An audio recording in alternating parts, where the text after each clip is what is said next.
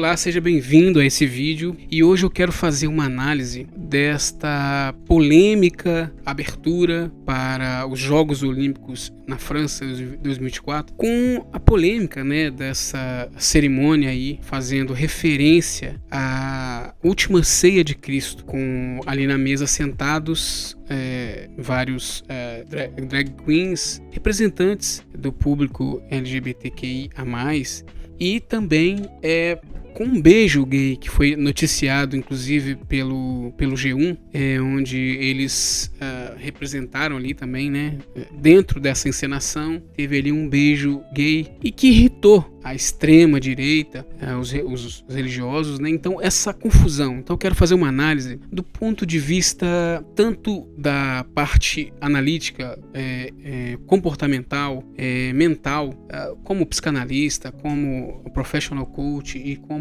alguém que estudou também programação neurolinguística e que estuda, há mais de 10 anos eu estudo o comportamento humano. Eu quero ter aqui um olhar um pouco mais profundo sobre essa situação. O que será que realmente acontece neste evento? O que há por trás disso? Tanto para o lado do religioso que está sendo ofendido, está se ofendendo, quanto do lado do público LGBTQIA+, que foi aí valorizado, digamos assim, teve a sua voz aceita nessa Olimpíada, num país como França, que é um país que realmente é muito aberto, à diversidade. Então, o que a gente pode extrair deste acontecimento para além das brigas, dessa bipolaridade, desse binarismo, desse dualismo, certo e errado, direita e esquerda? O que a gente pode extrair para além? Eu queria fazer aqui uma análise que eu tenho certeza que vai ser bem profunda aqui. Eu quero trazer o meu ponto de vista como cristão, ok? Como cristão,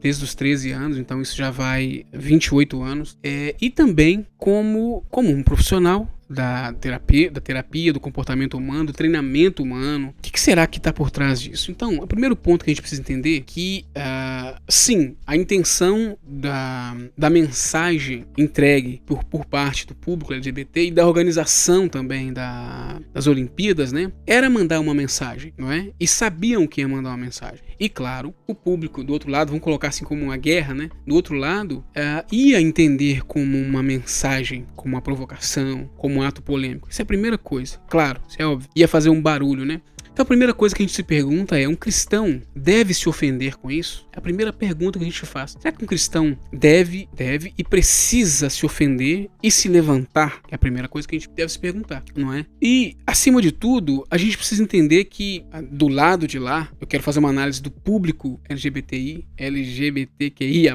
e como que eles... Qual tipo de mensagem está por trás disso? Será que tipo de intenção tem por trás disso? Porque é muito fácil a gente dizer assim, é uma provocação, é mais simples. Mas a pergunta é: por que escolher exatamente um público cristão, por exemplo? Por que escolher público cristão, não é? Para quê? Por que escolher a ceia de Cristo? Existem tantas outras formas de expressar a essência do público das drag queens, tantas coisas, que, aliás, se a gente for pegar e for estudar o que faz parte do contexto LGBTQIA+, não tem nada a ver com a ceia de Cristo. Agora, por que escolher isso? Por que escolher isso?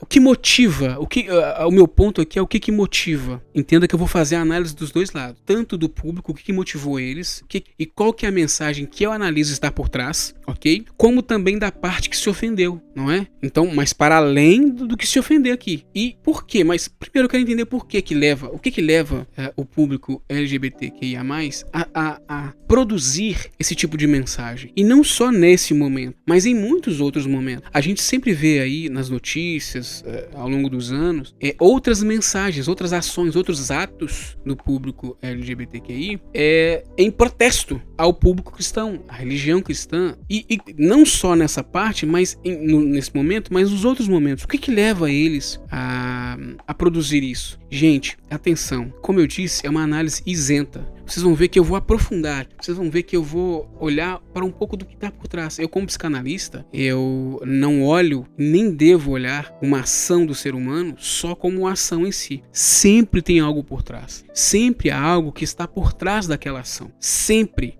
E aliás, não só como psicanalista, que eu falo como um reprogramador mental, que é a parte da programação neurolinguística. E aqui eu já quero colocar dois conceitos aqui, tanto da psicanálise quanto da programação neurolinguística. Na programação neurolinguística, a gente tem um conceito de que sempre existe uma intenção positiva na ação da pessoa. O que acontece? Sempre quando alguém faz alguma coisa, aquilo que ela está fazendo tem sempre uma intenção positiva por trás, que às vezes não é a intenção que parece ser. Eu vou explicar. Por exemplo, quando alguém está bravo, brigando com alguém, a intenção positiva por trás desta briga não é necessariamente uma raiva. Olha que interessante. Não é necessariamente... externamente parece que a pessoa está brigando, está com raiva, então é o que se vê. Mas por trás, para explicar esse conceito, existe o medo.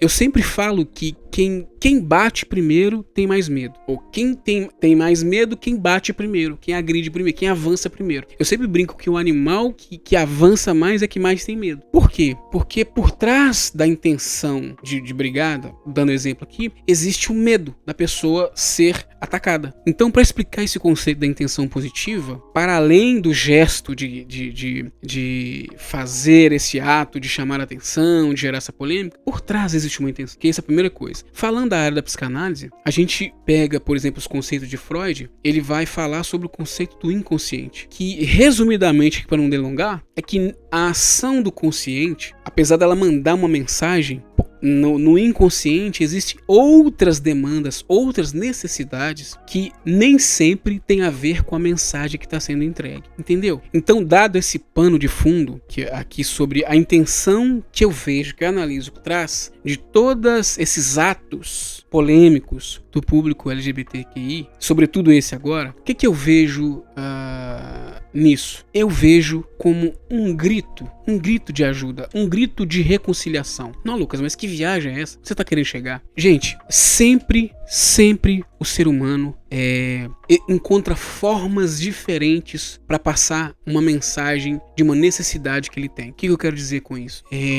A esposa que tem uma demanda com o marido, às vezes ela vai agredi-lo, vai feri-lo, vai dizer uma palavra dura, só que no fundo ela tem uma necessidade interna. O marido agressivo ou ríspido, por trás daquela máscara, daquela casca, existe um homem ferido que não consegue se comunicar e mostrar o seu eu machucado. E esse ato, a minha análise de atos como esse, não só esse, mas de atos como esse, são atos de pessoas que querem chamar a atenção para um público dos quais eles se identificam ou querem se identificar. Eu até anotei aqui para chegar onde eu quero que você entenda.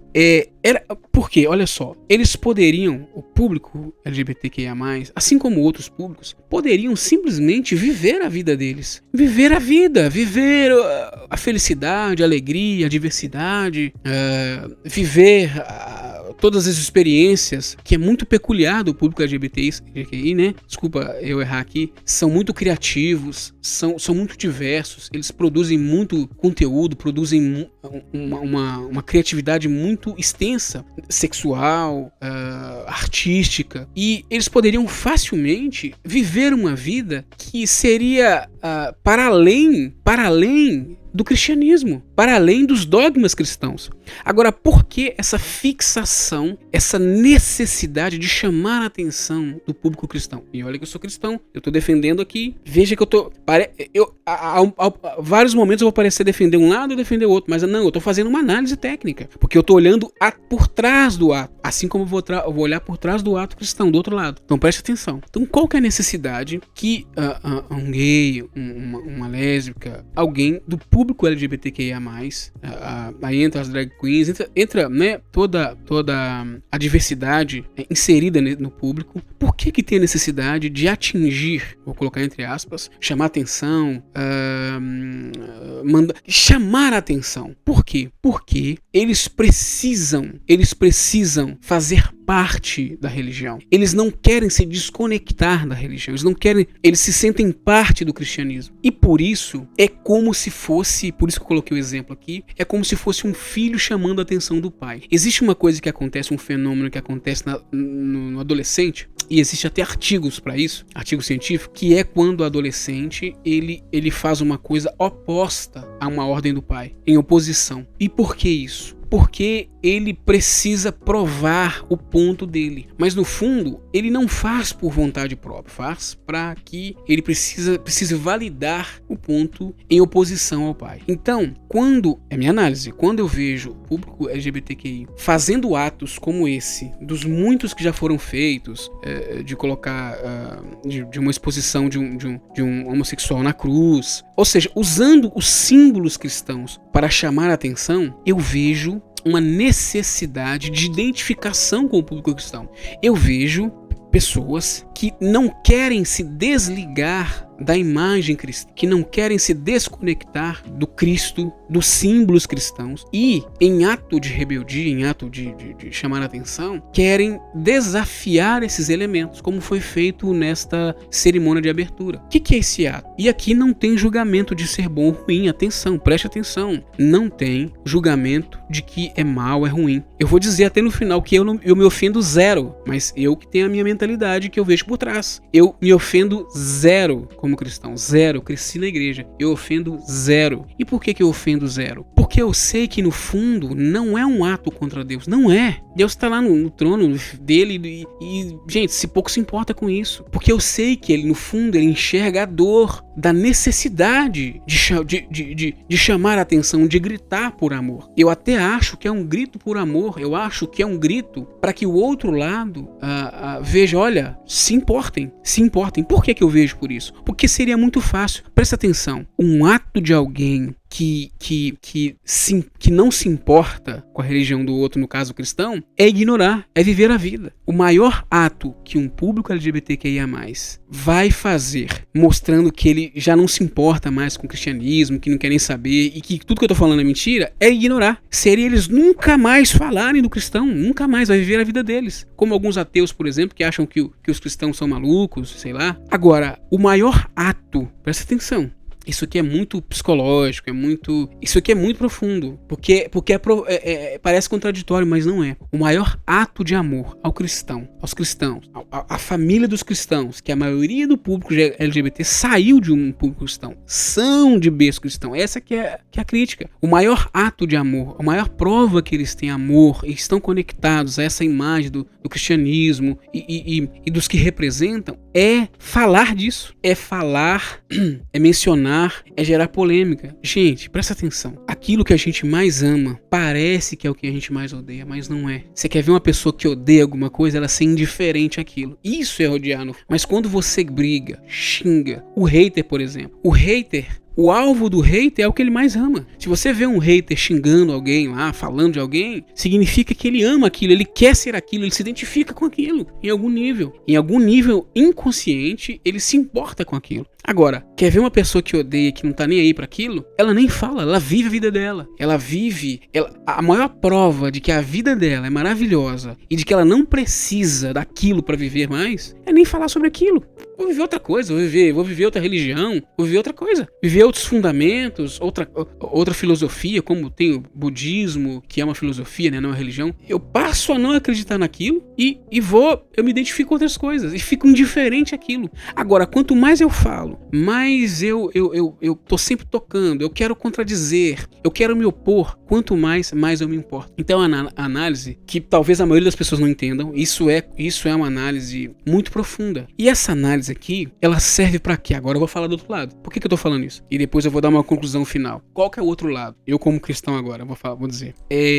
Por quê? Por quê? Que, em primeiro lugar, o cristão deveria se ofender com isso? Por quê? Zero! O cristão não tem que se ofender com isso. Eu aposto com você que nem Deus se ofende. Gente, qual foi a maior ofensa de Cristo? A única que fez Jesus Cristo, digamos assim, sair do salto, né? Descer do salto. Qual que foi a única coisa que fez Jesus se enfurecer a ponto de parecer ser o seu único pecado? Que foi quebrar as bancas ali, pegar chicote, até agir com violência. Talvez a única passagem que a gente viu Jesus agressivo, fisicamente, é se opor à comercialização dentro do templo. Olha pra você ver. Jesus não foi agressivo com a prostituta. Ele não foi agressivo com ladrões na cruz. Meu Deus! 2 ladrões na cruz que roubavam as pessoas. Jesus não foi agressivo com o cobrador de impostos, com Mateus, cobrador de impostos, polêmico. Se a gente vê os filmes da época e fazer uma análise da época, o cobrador de impostos é igual um político corrupto, daqueles piores assim que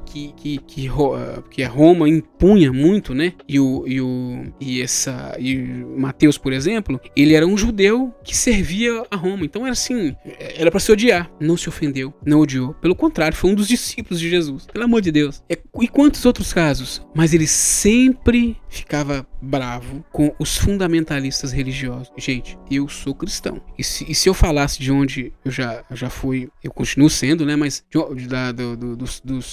das religiões, das igrejas de qual eu pertenci, pronto, vocês ficariam escandalizados. Pra eu estar falando isso aqui. Mas eu tô fazendo uma análise isenta. Então, o que a gente vê Jesus se ofendendo e ficando bravo e pronto, quanto à comercialização. Por isso que eu digo com muita tranquilidade que apesar de parecer uma ofensa, ofender os símbolos religiosos como esse, da última ceia, da cruz, gente, não, no fundo, sabe como eu como pai, fazendo aqui um diagnóstico, eu vejo como crianças, gente, crianças. Se eu já vejo assim como um pai humano, imagina Deus como um pai eterno, sábio. Eu acredito que ele veja como crianças, buscando amor, buscando atenção. Não estou defendendo, atenção, não estou defendendo. Quem se ofendeu pode se sentir ofendido, ok? Eu me ofendo zero, como cristão há quase 30 anos. E eu acho que deveria se ofender zero, porque do lado de cá, de quem se ofende, também, primeiro lugar, você está brigando a briga errada. Primeiro lugar, você como cristão, que se ofende com isso, que vê o público LGBTQIA+,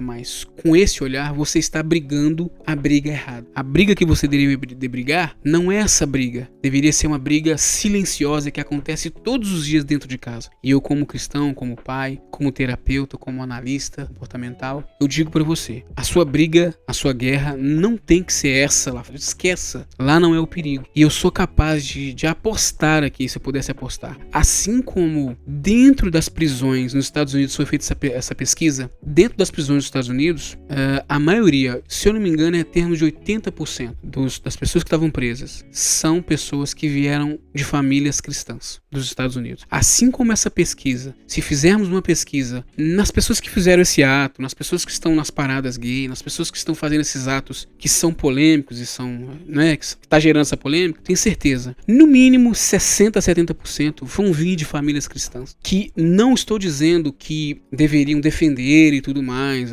Aqui não tem posição de julgamento, eu não vou posicionar se é pecado ou não vou posicionar nisso, mas que saíram desse meio e saíram muito provavelmente que as famílias não conseguiram lidar com a condição da homossexualidade. Então, qual que é o meu resumo aqui disso? O vídeo já tá ficando grande demais. Primeira coisa, é um ato de chamar a atenção. É um ato para chamar a atenção. Do lado de cá, público cristão, não se ofenda. É difícil dizer isso, sabe por quê? Porque mexe com muita coisa de ego, mexe com elementos de religiosidade.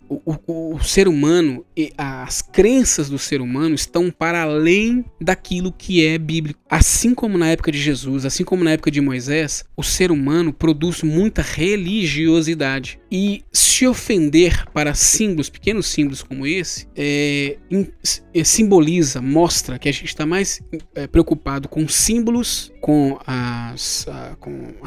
os elementos simbólicos do que com a essência do que é o cristianismo. Então, não lute essa guerra, lute a guerra da família, lute a guerra, eu como psicanalista e como cristão, lute a guerra emocional, comportamental, cultural, que parte dentro de casa. A briga dessas pessoas começa dentro de casa. A briga do público LGBTQI começa dentro de casa. Eu sempre falo, a briga de um criminoso, não tô comparando aqui, tá, o gay com o criminoso, só tô falando aqui da sociedade, dos fenômenos da sociedade. Os fenômenos que acontecem na sociedade, bons, ruins, que chamam atenção, polêmicos e eles começam reflexão dentro de casa, na mesa de casa ou na falta da mesa de casa. Então, vamos olhar para isso. Essa cerimônia de abertura da França eu sei que é muito difícil olhar para esse lado, é muito difícil olhar fazer essa reflexão, tanto pro lado de quem produziu, tá bom? Aqui eu tô batendo nos dois lados, vocês viram, né? Para mim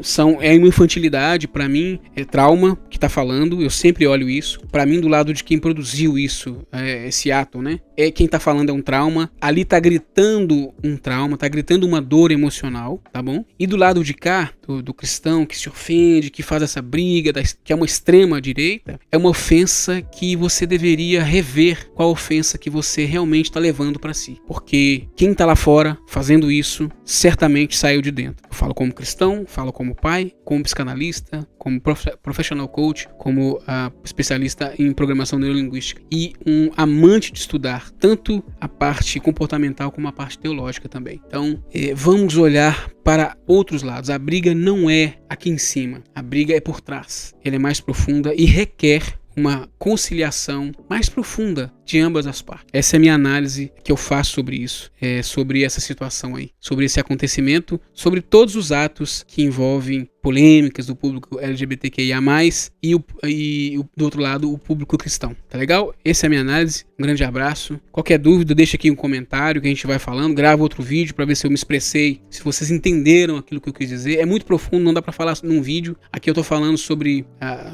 áreas muito profundas do comportamento humano e precisa ter muita maturidade para digerir, aceitar e colocar em prática isso aqui. Isso aqui traz uma paz emocional, traz uma paz espiritual e um equilíbrio para dentro do lar que vocês nem imaginam. Tá legal? Isso aí, um grande abraço e até já. Até a próxima.